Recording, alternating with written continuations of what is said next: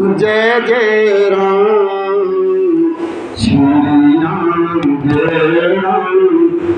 जय जय राम भगवान की जय सद्गुरु महाराज की जय सब संतन की जय सियापति रामचंद्र की जय पवन सुत हनुमान की जय बाबा भोलेनाथ की जय मैया पार्वती की जय गंगा मैया की जय। हम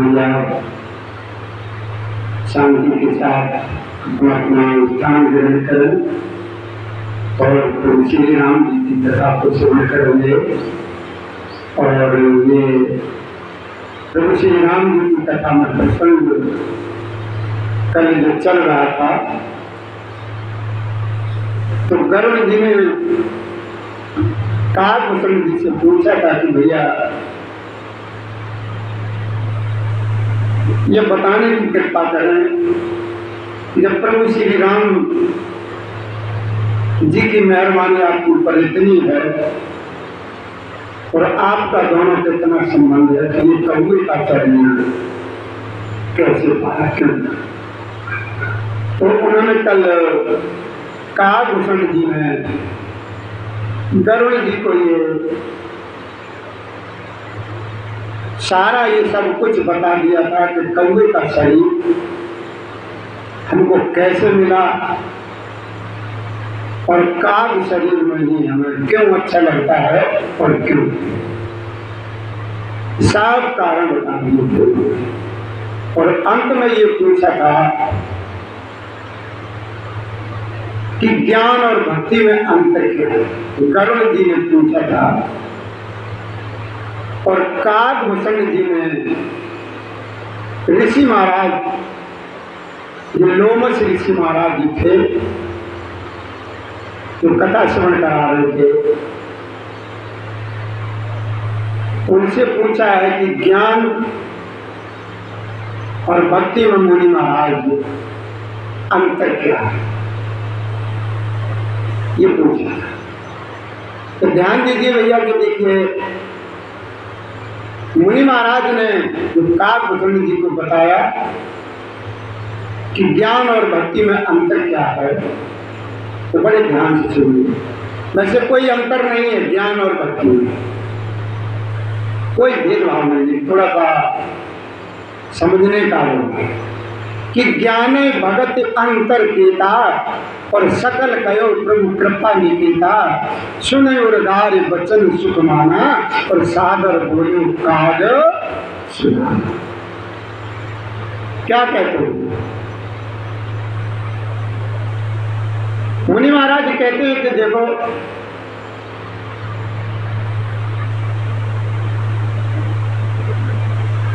ज्ञान और भक्ति में कोई अंतर नहीं। ये गरुड़ जी के वचन सुनकर के सुदान काकभूषण जी ने सुख माना और बड़े आदर के साथ बता रहे हैं। अब इससे आगे की कथा आप लोग श्रवण करेंगे कि कल यही पर हमने विराम लगाया। काकभूषण जी से गरुड़ जी पूछ रहे थे, तो आज वो बताएंगे कि ज्ञान और भक्ति में अंतर क्या है। तो ध्यान दीजिए, कहते हैं कि भगते ज्ञान नहीं बच भेदा और उभय हरे भव संभव भेदा, नाथ मुनीश करे पशुवंतर और सावधान सुन सुन।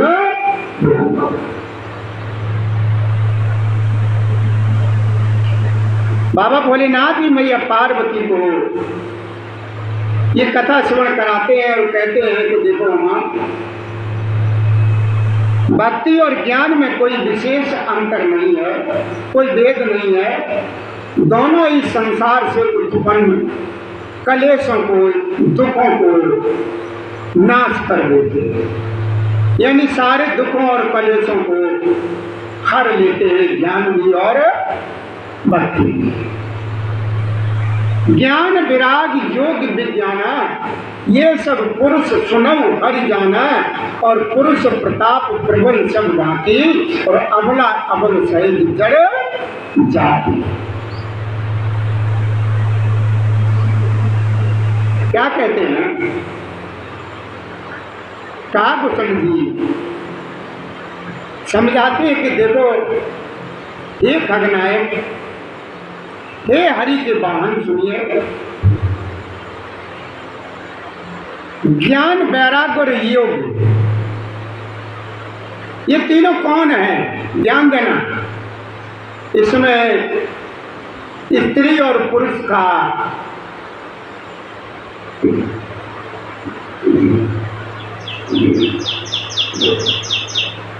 भेद लग रहा है कि इसमें कौन पुरुष है और कौन स्त्री। कि ज्ञान विराग योग विज्ञाना ये सब पुरुष सुनो हरि जाना है। कौन कौन? ज्ञान वैराग्य योग विज्ञान, ये जो है ना सब पुरुष हैं, और पुरुष का प्रताप सब अच्छी प्रकार से, अरे भाई तुम चली गई और बनी रहती, प्रबल होता है। और ये अबला जो है ना, ये अबला कहते हैं माया को। ये माया, ये मेरे नारायण का ही दूसरा रूप है। माया का मतलब स्त्री, ये मेरे नारायण का ही एक रूप है। और ये स्वाभाविक की निर्मल जाति और जन्म से ही जड़ यानी मूर्ख होती है। स्त्री हमेशा जो है कम बुद्धि की ही मानी जाती है। वैसे समझदार आजकल हमारी बहनों और बेटियां माता बहुत होती हैं, लेकिन हमारे शास्त्रों के अनुसार हमारे काकभूषण जी ने बताया है गरुड़ जी को कि ज्ञान वैराग्य योग और विज्ञान जो है ना, ये सब पुरुष हैं, और पुरुष का प्रताप सब प्रकार से प्रबल यानी मजबूत अच्छा होता है। और अबला यानी माया स्वाभाविक की निर्मल और जात जन्म से ही, जड़ जड़ कहते हैं मूर्ख होती है।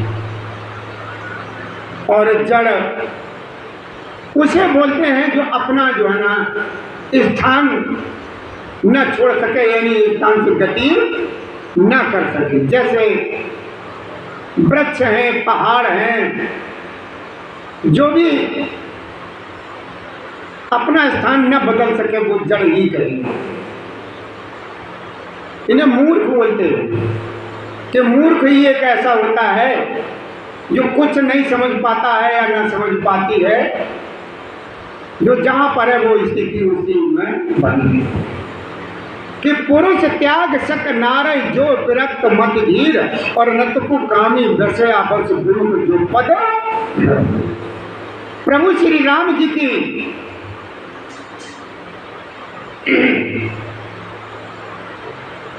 क्या कहते हैं काकभूषण जी गरुड़ जी से, और बाबा भोलेनाथ भी मैया पार्वती को श्रवण कराते हैं कि देखो मां,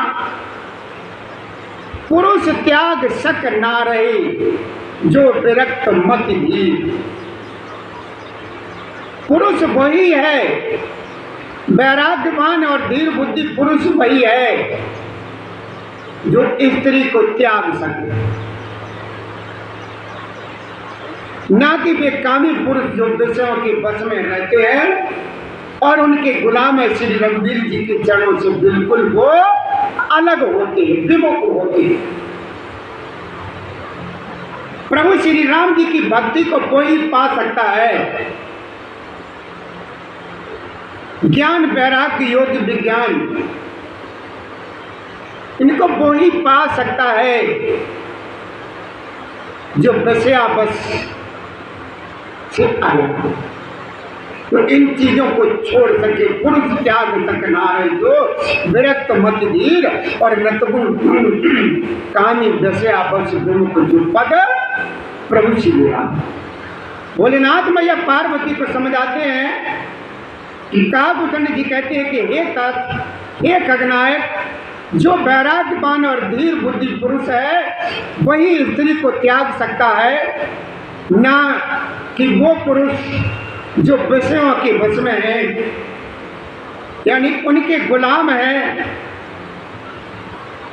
वे प्रभु श्री राम जी के चरणों से विमुख रहे।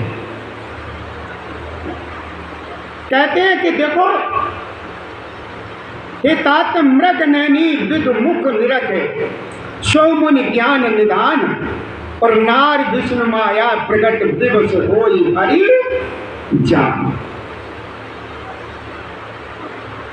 क्या कहते हैं भोलेनाथ मैया पार्वती को समझाते, कहते हे उमा, ज्ञान के भंडार मुनि भी मृग नैनी, मृग नैनी कहते हैं, आप अंदाजा लगे हम अपने मुंह से न कहें तो अच्छा,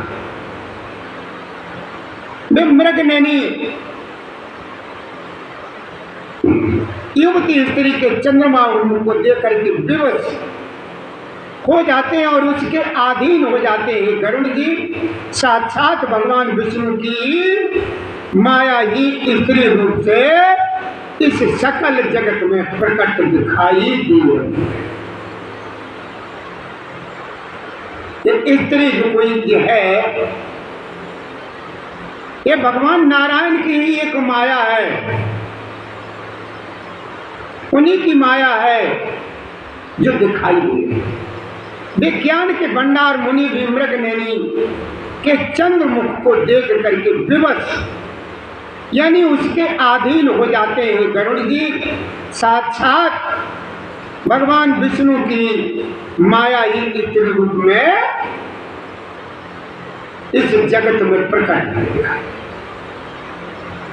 आगे कहते हैं कि यान पक्षपात कचुरातों वेद पुराण संत मत और मोहन नारी नारी के रूपा और पन्नगारे है रीत। भोलेनाथ कहते हैं कि देखो माँ कितनी बढ़िया बात हमारे बाबा तुलसीदास जी ने बताई और गरुड़ जी को काकभूषण जी बता रहे हैं कि चाहे स्त्री कितनी भी सुंदर हो, कभी भी स्त्री स्त्री को देख करके मोहित नहीं होती।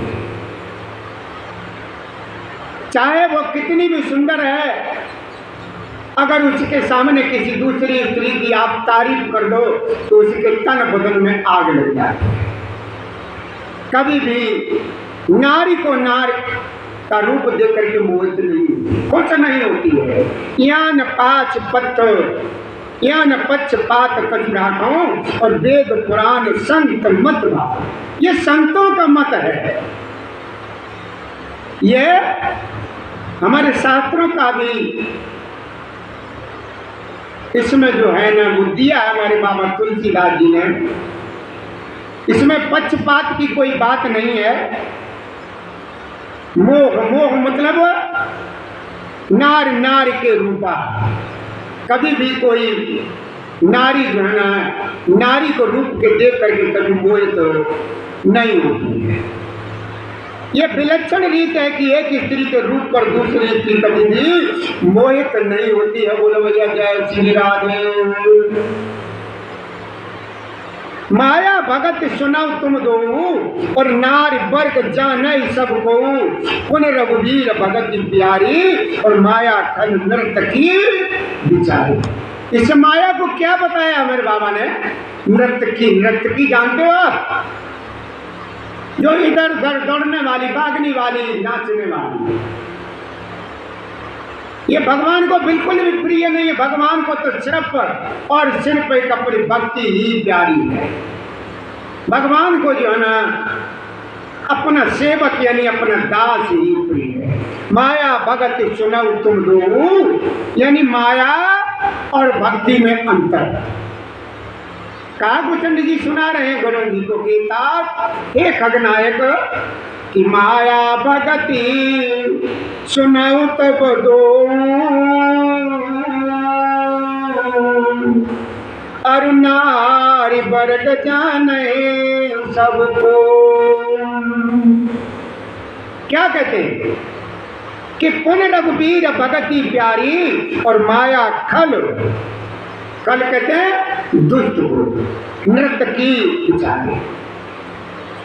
मेरे बाबा भोलेनाथ मैया पार्वती को समझाते हैं, कहते हैं देखो माँ, माया और भक्ति ये दोनों ही स्त्री वर्ग की है। ये माया भी स्त्री है और भक्ति भी ये भी स्त्री है। माया और भक्ति की ये दोनों ही स्त्री वर्ग की है, ये सब कोई जानते हैं। और फिर भी हे प्रभु श्री राम जी की भक्ति ही सबको अच्छी लगती है। मेरे ठाकुर को, मेरे प्रिय प्रभु श्री राम जी को भक्ति ही प्रिय है। माया बेचारी तो निश्चय ही नर्तकी है, यानी नटनी मात्र है। ये प्रभु श्री राम जी के सामने अपने हस्त कमल जोड़ करके खड़ी रहती है और इस आदेश का इंतजार करती रहती है कि प्रभु हमें क्या आदेश दें और हम जाकर के अब किसको सताए जाकर है, किसके ऊपर अपना ये असर दिखाए जाता है। ये सोचती रहती है कि भगत सानुकूल रघुराया। क्या कहते हैं कि भगत सानुकूल रघुराया, हरताते ते दरपति अति माया। राम भगति निरुपम निपुधा पाधी, अरु बसई जासुयुस सदा आबादी। बाबा तुलसीदास जी चौपाई में क्या लिखते हैं और भोलेनाथ मैया पार्वती को समझाते कहते कि भगते सानुकूल रघुराया और ताते ते दरपति अति माया। राम भगत निरुपम नृपधारी नृपाधी और बसई जासुर सदा अपराधी। क्या कहते हैं भोलेनाथ?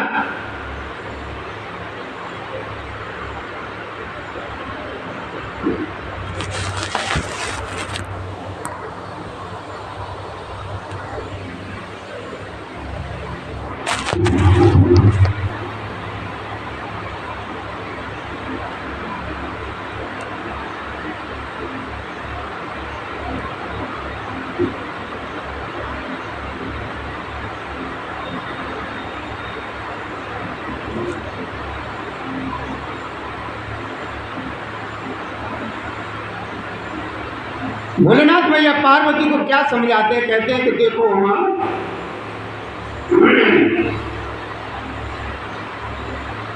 क्या समझाते हैं? कहते हैं कि देखो माँ जो है ना, यही माया प्रभु श्री राम जी को जो है ना डरती रहती है और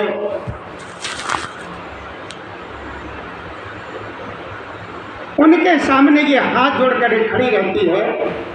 विश्व का राम भक्ति सदा बिना किसी बाधा के रोक टोक के बचती। क्या कहते हैं? कहते हैं मेरे बाबा,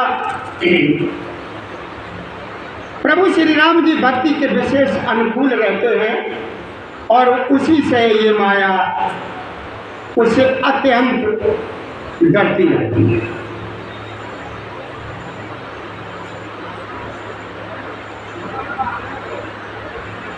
आगे कहते हैं कि देखो माँ, उसे देख करके माया सकुचा जाती है, उस पर वह अपनी प्रभुता कुछ भी नहीं करे यानी चला सकती है। ऐसा विचार करके ही जो विज्ञानी मुनि है देवी सब शुक्र ध्यान यानी भक्ति की ही याचना करते हो कि प्रभु जैसे कुछ भी हो हमें भक्ति दीजिए, भक्ति दीजिए, भक्ति दीजिए, भक्ति दीजिए। आगे कहते हैं कि ऐसे रघुनाथ करे और वेदन जाने को, और जो जाने रघुपति कृपा सपन मोहन को।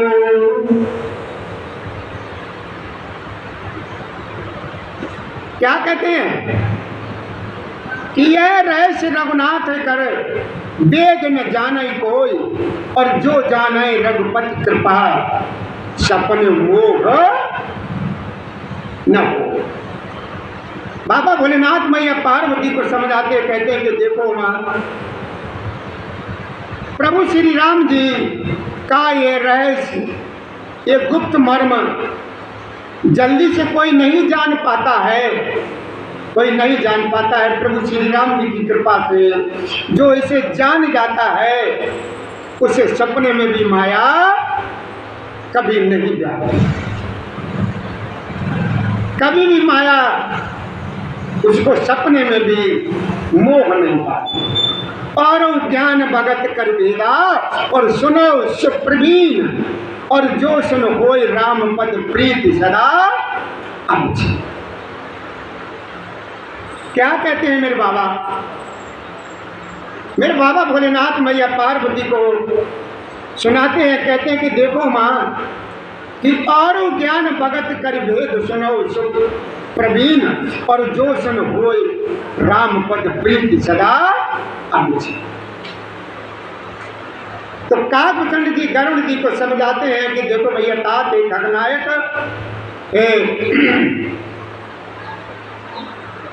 ये सचतुर गरुड़ जी ज्ञान और भक्ति का और भी कुछ भेद सुनिए, जिसके सुनने मात्र से श्री राम जी के चरणों में सदा एक तार प्रेम हो जाता है। गरुड़ जी ज्ञान और भक्ति का और भी भेद सुनिए, जिसके सुनने से प्रभु श्री राम जी के चरणों में सदा अविच्छिन्न यानी एक तार प्रेम हो जाता है। क्या हो जाता है? एक तार भगवान के चरणों में प्रीति हो जाती है, भगवान के चरणों में प्रीति हो जाती है। कि सुनाती है अखत कहानी, और समुझत बनय न जाए बखानी। ईश्वर अंश जीव अविनाशी, और चेतन अमल सहज सुख राशि। जय श्री राधे, जय श्री राधे, जय श्री राधे, जय श्री राधे, जय श्री राधे। क्या कहते हैं कि सुना उताती है यकट कहानी, और समुद्र बनाए न जाए बखानी। ईश्वर अंश जीव है अविनाशी, और चेतन यमन सहज सुख राशि। जय श्री राधे, जय श्री राधे, जय श्री राधे, जय श्री राधे। भोलेनाथ मैया पार्वती को श्रवण कराते हैं, कहते हैं कि देखो मां, कहते हैं काकभूषण जी कि हे तात अकथनीय कहानी यानी वार्ता सुनिए, और ये समझते ही बनती है, कहीं नहीं यानी कहीं नहीं जा सकती है। जीव जो है ना, प्रत्येक जीव ये ईश्वर का अंश है, अतः वो अविनाशी चेतन निर्मल स्वभाव से ही सुख की खान है। ऐसा कोई जीव नहीं है जिस जीव के अंदर मेरे प्रभु श्री जी का अंश है। ईश्वर अंश जीव अविनाशी, और चेतन अमल सहज सुख राशि यानी सुख की राशि।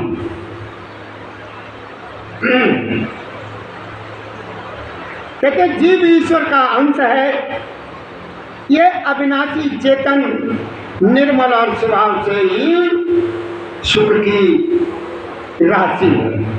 सो माया बस भयो गुसाई, और बंध्यो कीर मरकट की नाई। जड़ चेतन ग्रंथ पर गई, और जग विमृता छूटते कठिन। ग्रंथि कहते हैं दान। क्या कहते हैं? सो माया बस भयो गुसाई। सो मतलब वही माया, किनकी माया? मेरे प्रभु श्री राम की माया। बस भयो गुसाई, बंध्यो कीर मरकट की नाई। जड़ चेतन ग्रंथ पर गई, और जग विमृता झूठत कठिन। मृषा कहते जूझ। कि हे तात, वह माया वशीभूत होकर तोते और बानर की भांति अपने आप ही बंध गया है। इस प्रकार जड़ और चेतन में ग्रंथि यानी गांठ पड़ गई है। जब वो है ग्रंथ मिथ्या ही है, तथापि उसके छूटने में कठिनता हो। जय श्री राधे। बेटा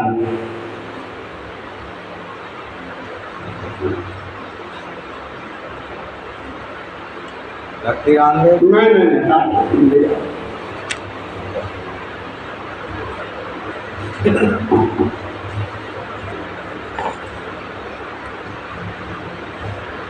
नहीं क्या कहते हैं मेरे भोलेनाथ मैया पार्वती को समझाते हैं, कहते हैं कि देखो मां, तब ते जीव भयउ संसारी और छूट न ग्रंथ न होई सुधारी और श्रुत पुराण बहु कयो उपाई और छूट न अधिक अधिक अधिक। ये जीव जो है ना इस माया से छूटता नहीं है, और छूटता तभी है जब मेरे प्रभु श्री राम जी की कृपा होती है। क्या होती है? कृपा होती है। तब ते जीव भयो संसारी और छूट न ग्रंथ न होई सुखारी श्रुत पुराण बहु कयो उपाई और छूट न अधिक अधिक अरु जाए। और जाए मतलब अधिक से अधिक जो है ना उन्नति चली जाती है। ये काम है।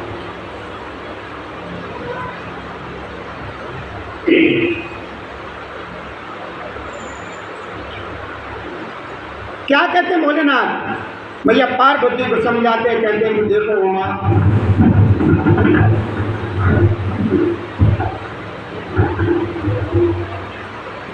कि देखो मां, तभी से उसी समय से जीव संसारी जन्म से मरने वाला हो गया है। अब न तो गांठ झूठती है और ना वह सुखी होता है। वेद और पुराणों से बहुत से उपाय बतलाए हैं, पर वह ग्रंथि छूटती ही नहीं है, पर अधिक से अधिक जो है उलझती ही जाती है। आगे क्या कहते हैं बाबा तुलसी चौपाई में लिखते हैं कि जीव हृदय तम मोह विशेषी और ग्रंथ छूट किम पर न देखी अस स्वयं गल। जय श्री राधे, जय श्री राधे, जय श्री राधे, जय श्री राधे, श्री राधे, श्री राधे, श्री राधे, श्री राधे, श्री राधे, श्री राधे, श्री राधे। कि जीव हृदय तम मोह विशेषी और ग्रंथ छूट किम परय न देखी अस संयोग ईश जब करही और तब कदाचित सो निरो। अरे तुमने गड़बड़ कर दिया, क्यों चली? कि जीव के हृदय में अज्ञान रूपी अंधकार विशेष रूप से भरा हुआ है, इससे गांठ देखी ही नहीं जाती है। छूटे तो कैसे, जब कभी ईश्वर ऐसा संयोग जैसा आगे कहा जाता है उपस्थित कर देते हैं, तब भी कदाचित तो है ग्रंथ छूट ही पाती। जब प्रभु श्री राम जी की कृपा हो जाती है तब वो ये गांठ अपने आप छूट जाती है। साथ बेटा जय श्री राधे, जय श्री राधे, श्री राधे, श्री राधे, श्री राधे, श्री राधे, श्री राधे। कहते श्री हरि की कृपा से यदि सात्विक की श्रद्धा रूपी सुंदर ग हृदय रूपी घर में आकर के बस जाए तो असंख्य जप तप व्रत यम और नियमादि शुभ धर्म आचार आचरण जो श्रुतियों ने कहे हम पुण्य कि तैत्र हरित चरे जब गाई कि बाऊ पथ शिवो शिष्य पाए पहनाई नोई निवृत्त पात्र विश्वासा और निर्मल मन अहीर निज दासा। देखिए मेरे यहाँ पर मेरे बाबा तुलसीदास जी ने तुलसीदास जी ने इस हमारे ग्रंथ श्री रामचरितमानस पुराण में अहीर शब्द के लिए कुछ कहा है। अहीर क्या है? अहीर का मन कैसा है? अहीर कैसा है? मेरे बाबा तुलसीदास जी ने लिखा है कि निर्मल मन अहीर निज दासा। बड़े ध्यान से सुनने वाली बात। इसके बाद पर कई बार कई जगह मैंने चर्चा चलती सुनी कि धर्मा 4 रूपी हरे तृण यानी हरे घास को जब वही गांव चरे और आस्तिक भाव रूपी छोटे बछड़ों को पाकर जो है निवृत्त संसार ऋत विषयों से और प्रपंच से हटना यार नोई गाय यानी गौ के दूध समय पिछले पैर बांधने की रस्सी है। ये विश्वास दूध दूने का एक बर्तन निर्मल निष्पाप मन जो स्वयं अपना दास है अपने वश में है दूने वाला एक अहीर है। दूने वाला का मतलब भक्ति करने वाला, प्रभु श्री राम जी की भक्ति करने वाला जो है ना कौन है? दूध दोहने वाला अपने वश में है। कौन है? वो अहीर है। कितना बढ़िया बताया मेरे बाबा तुलसीदास जी भी लिखते हैं कि उन्हीं धर्मा 4 रूपी हरे तृणों यानी हरी घास को जब वह गाय चरती है और आस्तिक भाव रूपी छोटे बछड़ों को पाकर जो है निवृत्त सांसार रूप विषयों से और प्रपंच से हटना है यानी नोई गाय के दूते समय जो पिछले पैरों में रस्सी बांधी जाती है वो क्या है? विश्वास है। वो विश्वास है। और दूध दोहने वाला जो बर्तन है निर्मल यानी निष्पाप जो मन को स्वयं अच्छा दास है, अपना दास है, अपने वश में है। कौन? दूने वाला कौन है? वो अहीर है। यानी भगवान की प्रभु जी की भक्ति करने वाला यानी पाने वाला वो अहीर है। कि परम धर्म में पै दो भाई और अपटे अनल अकाम बनाई और तो समरुत तब क्षमो जुड़ावे और धृत सम जामन दे ही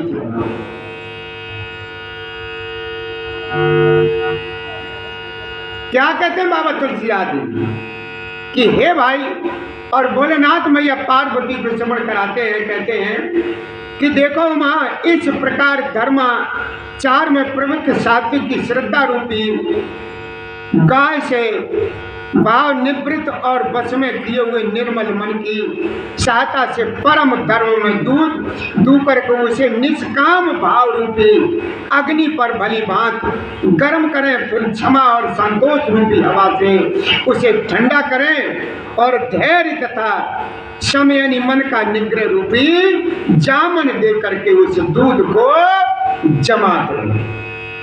मुदिता मते विचार मतानी और दम आधार रज सत्व सुवानी तब मत कारण ले नवनीता और विमल विराग सुबद सुपो नीता।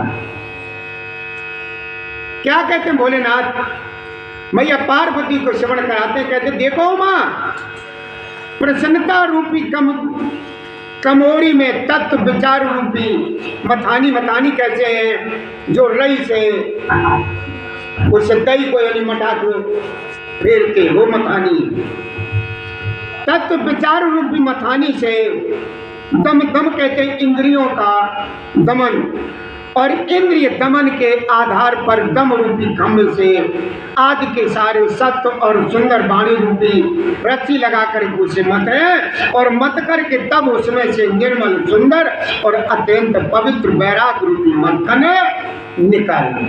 ये कथा का प्रसंग कुछ ऐसा अटपटा है जो आप लोगों की समझ में कम आएगा। इसको बड़े बिरले ही समझ पाते हैं।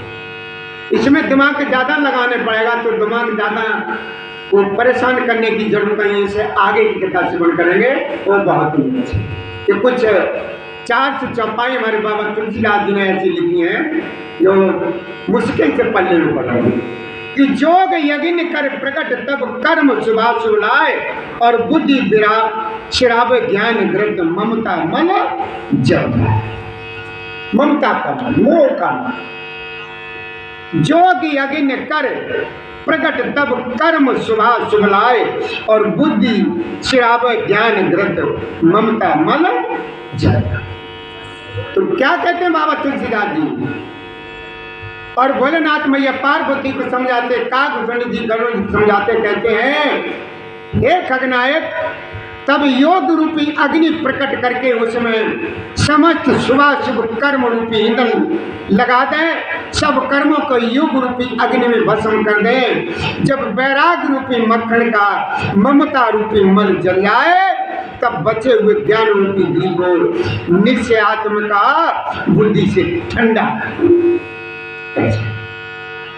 तब विज्ञान रूपनी बुद्धि विशद ग्रत पाए, चित्त दिया भर धरे दृढ़ समता दिए के। तो देखिए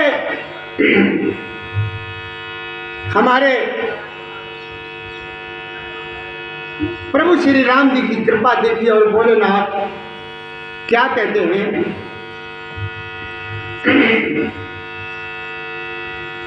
कहते हैं जागृत स्वप्न और सुषुप्त तीनों अवस्थाएं, यानी सत्य रज और तम तीनों गुण रूपी कपास से तुरीयावस्था रूपी रुई को निकाल कर और फिर उसे संवार करके उसकी सुंदर कड़ी यानी कड़ी बत्ती बनाओ। आगे क्या कहते हैं,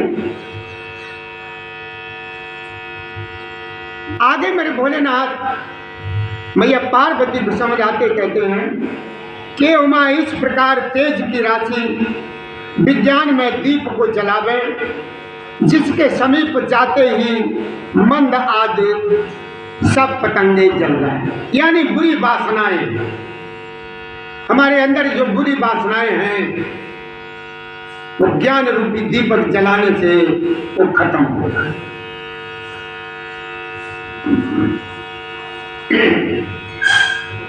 आगे कहते हैं मेरे भोलेनाथ भैया पार्वती को भी समझाते, कहते हैं कि देखो मां कि सोम से इत व्रत अखंडा और दीप शिखा सोई परम प्रचंडा, और आत्म अनुभव शुभ सुप्रकाशा, और तप मूल भेद ब्रह्म नाशा। क्या कहते हैं कि हे उमा, सोम से इन वह ब्रह्म मैं ही हूं जो अखंड तैल धारावत कभी न टूटने वाली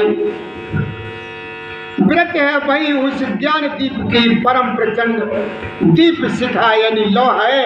इस प्रकार जब आत्म अनुभव के सुख का सुंदर प्रकाश फैलता है, तब संसार के मूल भेद रूपी ब्रह्म का नाश हो जाता है।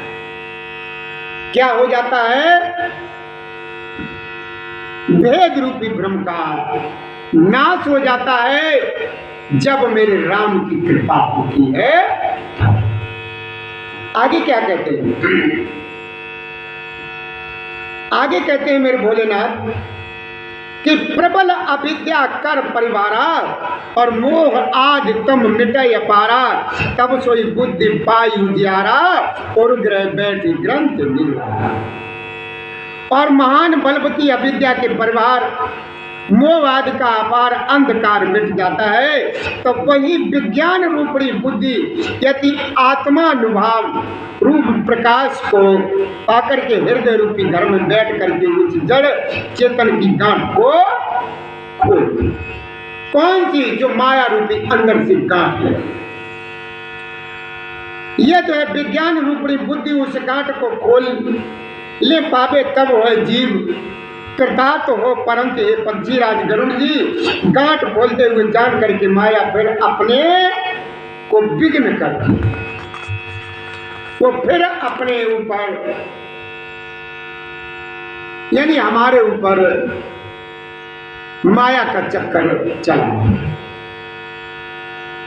कि रित सिद्ध प्रेरित बहु भाई और बुद्धि लोभ दिखावे आई, कलवल छल कर जाए समीपा और अंचल बात बुझावे दूधा।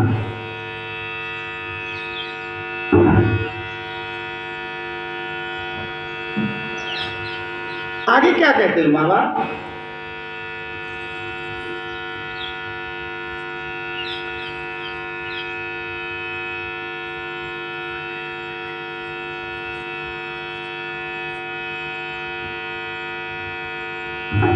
भैया 1 मिनट कम आपसे समय लेंगे।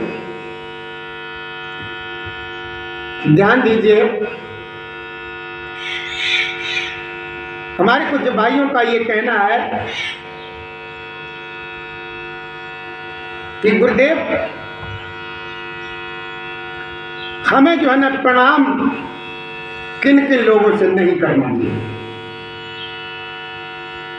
उनका जो है ना पूछना है, कहना है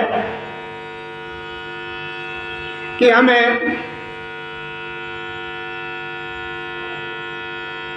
ये बताइए गुरुदेव मेरे महाराज कि हमें प्रणाम जो है ना किन किन लोगों से नहीं करना है। तो ध्यान दीजिए, हमें किन किन लोगों से प्रणाम नहीं करना है। जो पूजा पाठ नहीं करते हैं,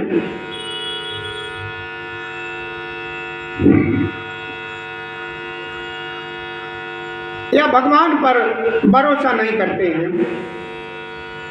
कहने का मतलब एक नास्तिक होता है और एक आस्तिक होता है। नास्तिक वो होता है जो बेसमझ होता है, उसे कहते हैं नास्तिक। जो कभी भी पूजा पाठ नहीं करता है, भगवान में विश्वास नहीं करता है और भगवान से बिल्कुल विमुख रहता है, अलग रहता है और कुछ आगे जानने की कोशिश भी नहीं करता है। और जिस तरीके से हम आप लोगों को कथा श्रवण कराते हैं, वो हम लोगों से, हमारे जैसे से वो घृणा करता है। जो घृणा करता है, मेरी बुराई करता है कथा सुनाने वाले को, वो ऐसे लोगों को प्रणाम कभी भी नहीं करना चाहिए। यानी नास्तिक, वो कुछ जानने की कोशिश भी नहीं करते हैं और बिल्कुल जानते नहीं हैं, और जो पूजा पाठ से बिल्कुल अलग रहते हैं, विमुख रहते हैं, भगवान का नाम नहीं लेना चाहते हैं, तो ऐसे लोगों को कभी प्रणाम नहीं करना। और दूसरा है आस्तिक। आस्तिक का मतलब है जो भगवान को मानते हैं, पूजा पाठ करते हैं, भगवान में भरोसा रखते हैं और भगवान को हर तरीके से मानते हैं, ये लोग अच्छे होते हैं। यानी नास्तिक से कभी भी प्रणाम नहीं करना। और दूसरे जय श्री राधे लल्ला, जय श्री राधे, जय श्री राधे, जय श्री राधे, जय श्री राधे। जो भक्ति के विरुद्ध रहते हैं, यानी किसी की मर्यादा ना करें या हमारी मर्यादा ना करें, हमारा मान ना करें, जहां कहीं भी सुनो तो हमारे जैसे लोगों को विपरीत ही बोले, मर्यादा का बिल्कुल उल्लंघन कर दे, किसी का मान न करें, किसी का सम्मान न करें और बिल्कुल अलग रहें, तो इन लोगों को कभी प्रणाम नहीं करना चाहिए। और तीसरे वो जो है दुष्ट। जो दुष्ट वो होते हैं जो किसी को भी प्रणाम नहीं करते हैं। जहां कहीं पर भी देखो, बुराई के अलावा कुछ जानते नहीं हैं, अच्छे कर्मों की तरफ ध्यान नहीं देते हैं। जब कभी भी देखो वो गलत ही बोलते हैं,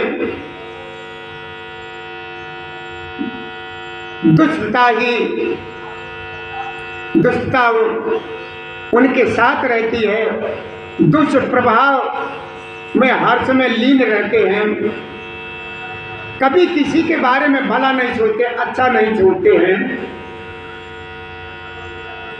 तुम्हारी बिल्कुल मान मर्यादा नहीं करते तो हमें भी उनको भैया बिल्कुल प्रणाम नहीं करना है ऐसे। और चौथे प्रकार के वो हैं जो चोर हैं, इनको भी कभी भी प्रणाम नहीं करना चाहिए। चोर को भी कभी भी प्रणाम नहीं करना चाहिए, चाहे वो ब्राह्मण क्यों न हो। चोर अगर है, वो अगर चोर है और ब्राह्मण जाति का है, भले ही ब्राह्मण जाति का है, तो उसको जो है ना हमें प्रणाम नहीं करना, चाहे कुछ भी हो जाए। ब्राह्मण भी है, वैसे कहते हैं ना ब्राह्मण चाहे जैसा हो हमें पूजनी है, लेकिन वो गलत है। अगर चोर है, अच्छी आदत का नहीं है, चाहे वो ब्राह्मण भले ही है, हमें उसको जरा भी उसकी तरफ ध्यान नहीं देना और प्रणाम भी हमें से नहीं करना। तो क्या बताया आपने अपने उनके उत्तर सुने कि देखिए नास्तिक से कभी प्रणाम नहीं करना, और जो तुम्हारी मान मर्यादा ना करे उससे प्रणाम नहीं करना, जो दुष्ट स्वभाव का हो उससे प्रणाम नहीं करना, और जो चोरी करने वाला हो वो चाहे ब्राह्मण ही क्यों ना हो उससे भी प्रणाम नहीं करना। इन लोगों से प्रणाम करोगे वो तुमको बेवकूफ और पागल बनाएंगे। तो इसलिए भैया देखिए आपने जो पूछा हमने बताया, अगर आप इनसे संतुष्ट हो तो इस को लाइक करें और आगे बढ़ाने की कोशिश करें, तो आप लोगों की अति कृपा होगी। और इसी के साथ कथा को आगे बढ़ाते हैं। जब आगे कुछ आएगा तो हम और बताएंगे। एक सज्जन ने पूछा है, ऐसे ही सवाल है, उसका हम शॉर्ट में उत्तर जवाब दिए दे रहे हैं, बड़े ध्यान से सुने कि देखिए जो स्त्री है, स्त्री का मतलब हमारी बहन बेटी, जो बहन बेटी है, इनकी जो नाभि है, इस नाभि में महाकाली का वास है। नाभि में मेरी माँ काली की सभी शक्तियां इसमें मौजूद रहती हैं हर बार, यानी स्त्री की नाभि में महाकाली की यानी काली माँ की जो शक्तियां हैं मौजूद रहती हैं। तो वो इस नाभि को कभी भी स्पर्श नहीं करना, यानी स्त्री की नाभि को कभी भी स्पर्श नहीं करना है। अगर धीरे से भी धोखे से भी छू जाए तो मेरी माँ काली माँ तुमको दरिद्र होने का श्राप दे देती है, तो कभी भी आप कामयाब नहीं हो सकते हो। दरिद्रता ही दरिद्रता यानी परेशानी ही परेशानी का सामना करना पड़ेगा। इसलिए भैया अगर आपने सुना हो, सुन रहे हो तो ध्यान दें, हमारी बहन बेटी है, कोई भी है या स्त्री, तो उसके नाभि को धोखे से भी नहीं छूना है कि उसमें महाकाली का वास, महाकाली का शक्ति का वास इसमें है, इसलिए नहीं। इसलिए भैया हमारा आपसे अनुरोध है। और ये उत्तरकांड का 15वां या 16वां दिन है और उत्तरकांड की ये कथा चल रही है। अभी उत्तरकांड की कथा हमारे शिवधाम आश्रम पर अभी 2 दिन और चलेगी, उसके बाद ब्राह्म की तरफ जाएगा। तो आपसे हमारा भैया ये अनुरोध है कि हमारे इस वीडियो को देख करके सब्सक्राइब करें।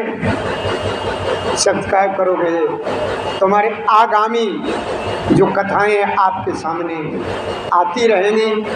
जय श्री राधे, जय श्री कृष्ण गोविंद हरे मुरारी, हे नाथ नारायण वास देवाय नमः। तो हमारी तरफ से और हमारे प्रभु श्री राम जी की कथा के श्रोताओं को, हमारे आश्रम के जो कार्यकर्ता हैं, सभी लोगों की तरफ से हमारे भक्तों को, प्रभु श्री राम जी के भक्तों को आज की राम राम स्वीकार हो। जय श्री राधे, जय श्री कृष्ण गोविंद हरे मुरारी, हे नाथ नारायण वासुदेवाय नमः। जय श्री राधे।